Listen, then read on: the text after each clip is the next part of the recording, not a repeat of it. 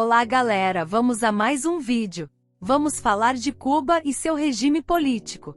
Mas antes curta, compartilhe e dê um like.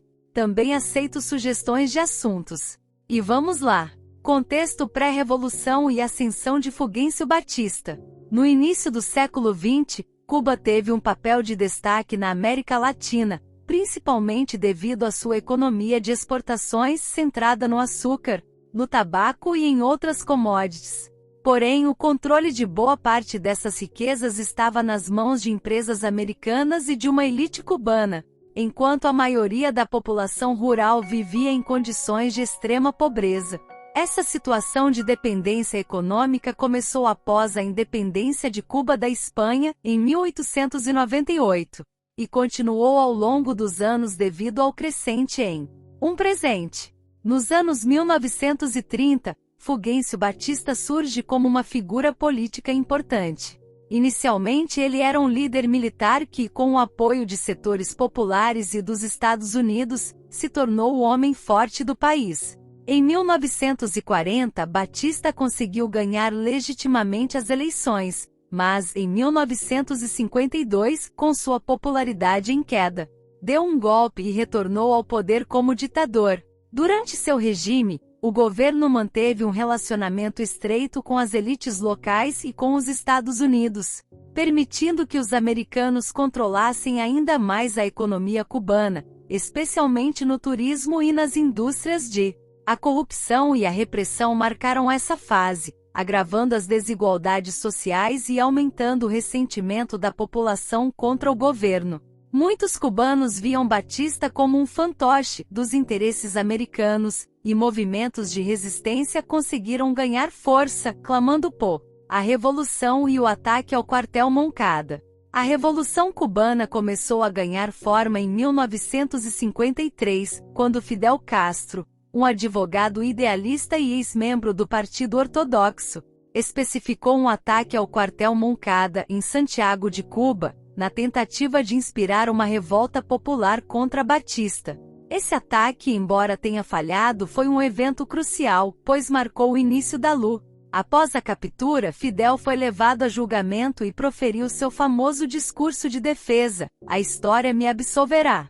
Ele argumentou que as condições em Cuba eram insustentáveis, denunciando as injustiças e os abusos de poder pelo governo de Batista. Mesmo tendo sido condenado a 15 anos de prisão, ele e outros combatentes receberam uma anistia 2 anos depois, em 1955, sob pressão popular e de alguns. Após a anistia, Fidel e outros revolucionários, incluindo seu irmão Raul, exilaram-se no México, onde planejaram o retorno a Cuba para continuar a luta. Foi lá que conhecemos Ernesto Che Guevara, um médico argentino que compartilhou a visão de uma revolução anti-imperialista e socialista. A partir daí, o movimento revolucionário cubano passou a ter um caráter mais ideológico e internacionalista, preparando-se para uma revolução a guerrilha na Sierra Maestra e o crescimento do movimento. Em dezembro de 1956, o grupo de 82 guerrilheiros, liderado por Fidel, embarcou no barco Grama e chegou à costa cubana. Após um desembarque mal sucedido e algumas emboscadas que resultaram na morte de muitos membros, os sobreviventes refugiaram-se nas montanhas da Serra. Durante os anos seguintes, o movimento revolucionário ganhou apoio popular, especialmente dos camponeses e trabalhadores rurais, que viam a promessa de reforma agrária e a redistribuição de riqueza uma chance de uma vida melhor. A tática de guerrilha de Fidel e seus comandados era baseada em ataques rápidos e estratégicos contra o exército de Batista, enfraquecendo-o gradualmente.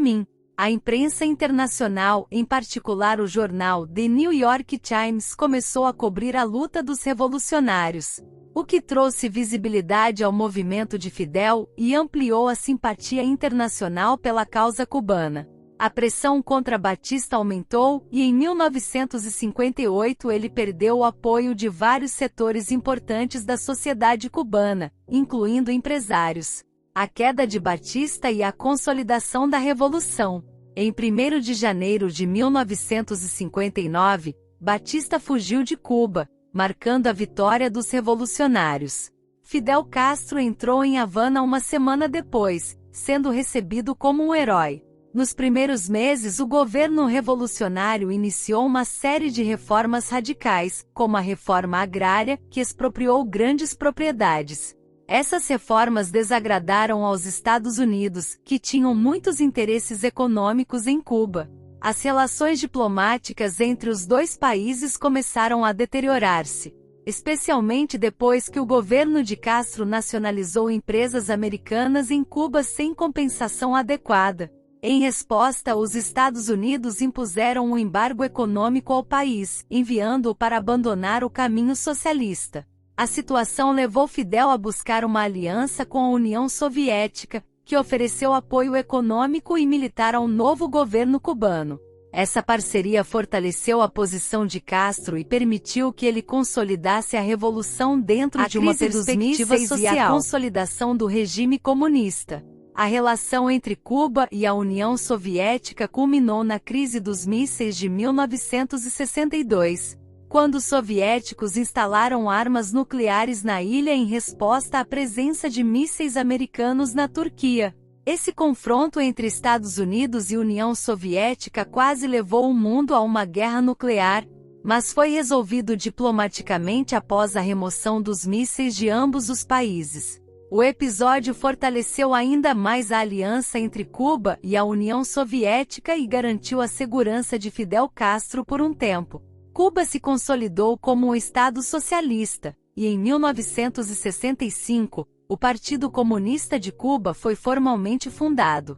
Em 1976, o país desenvolveu uma Constituição socialista que oficializou o período especial pós-União Soviética. Em 1991, com o colapso da União Soviética, Cuba perdeu seu principal parceiro econômico e envolveu uma crise severa, conhecida como o período especial. A economia cubana, que dependia das importações soviéticas de alimentos, combustíveis e outros bens essenciais, foi devastada. Houve escassez generalizada, o transporte público entrou em colapso e a alimentação tornou-se um desafio diário. Durante essa época, o governo incentivou o turismo e permitiu algumas reformas econômicas limitadas, como a abertura de pequenos negócios e o uso de dólares americanos em transações comerciais. Essas mudanças ajudaram a estabilizar minimamente a economia, mas as dificuldades continuaram. Muitos cubanos buscaram uma saída, e a crise migratória ocorreu em milhares de pessoas que tentavam deixar o país. A sucessão de Fidel e as reformas de Raul Castro. Em 2006, Fidel Castro transferiu temporariamente o poder para o seu irmão Raul Castro devido a problemas de saúde, e em 2008, Raul assumiu oficialmente a presidência.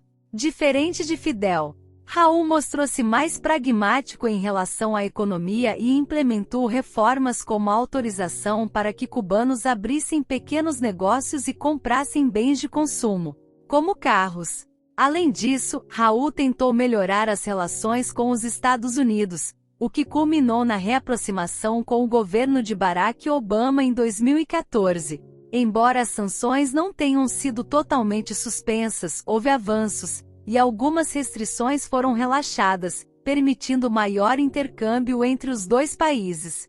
O governo de Miguel Díaz-Canel e a situação atual. Em 2018, Miguel Díaz-Canel assumiu a presidência, marcando a primeira vez em décadas que o governo não era liderado por um Castro. Díaz-Canel continuou as reformas econômicas e manteve o controle político do Partido Comunista. Nos últimos anos, a situação econômica de Cuba piorou devido à persistência do embargo americano, à crise da pandemia de Covid-19 e à queda nas receitas do turismo. Em 2021, manifestações sem preferências em várias cidades do país, refletindo a insatisfação da população com as condições de vida e a falta de liberdade política. O governo reprimiu os protestos, mas o descontentamento persiste, e o futuro do regime comunitário. A religião em Cuba. A religião em Cuba é bastante diversa e marcada por uma rica mistura de tradições africanas e cristãs, além de influências de outras religiões e filosofias. Aqui estão alguns pontos importantes sobre a religião em Cuba.